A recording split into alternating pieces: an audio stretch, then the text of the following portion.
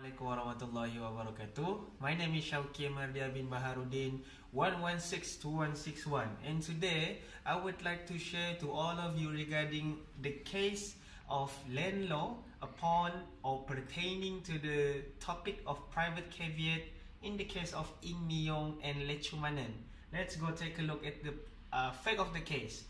So the fact of the case is between the respondent and the appellant.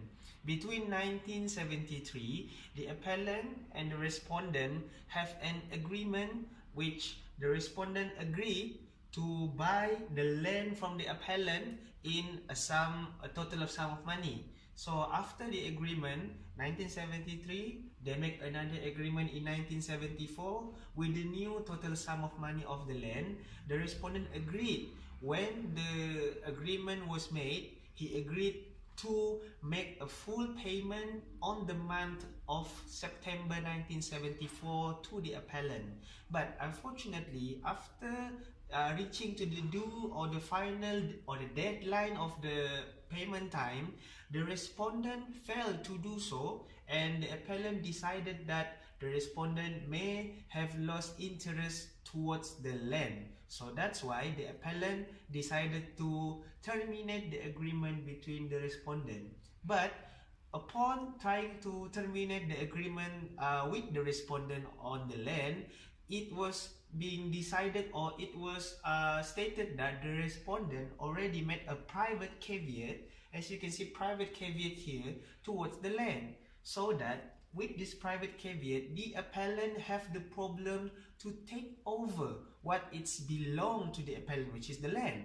So that's why the appellant decided to, what we call that, to make an application to remove the private caveat from the land.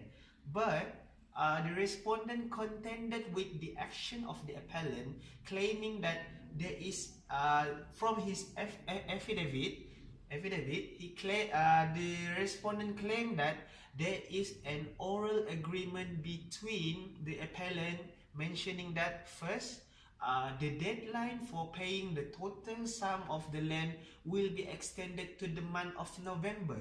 So there's still time for the respondent to pay for the land, but the appellant contended that there's no such oral agreement made between them, and he believed that the previous agreement is the most valid one. That's why they bring the things to the court.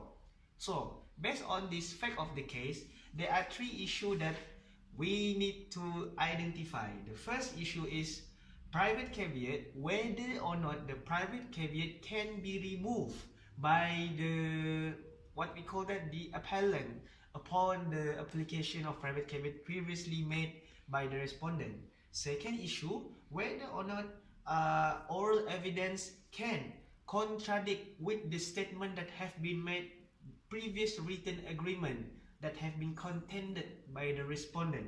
And the third issue is whether or not the judge's discretion on judging the case that have been stated from the respondent and the appellant through the affidavit statement only. So this is the three issues that we need to find out, and all of these issues have related to the topic of private caveat. Let's take a look. Assalamualaikum warahmatullahi wabarakatuh. My name is Mohd Amiruldin bin Roslan, 1162151. Okay, we'll move to the principle of this case. There are only two principles in this case. The first one is the removal of private caveat by the registrar and the court in section 326 and section 327 of the National Land Code. And the second one is the oral agreement that contradicted with the written agreement in section 91 and section 92 of the Evidence Act. So next, what is the rationale of these cases? Okay, the first one is for the reason given earlier. In his opinion, their lordship considered that Ajaib Singh judge evaluation of the affidavit evidence was justified, and there is no ground for an appellate court to interfere. And the second rationale is their lordship will accordingly advise His Majesty the Yang di-Pertuan Agong that this appeal should be allowed with cause here and in the federal court, and that the order of the High Court of 10 November 1975 should be restored. And in conclusion, the appeal was allowed. Okay, that's all from this case. Thank you.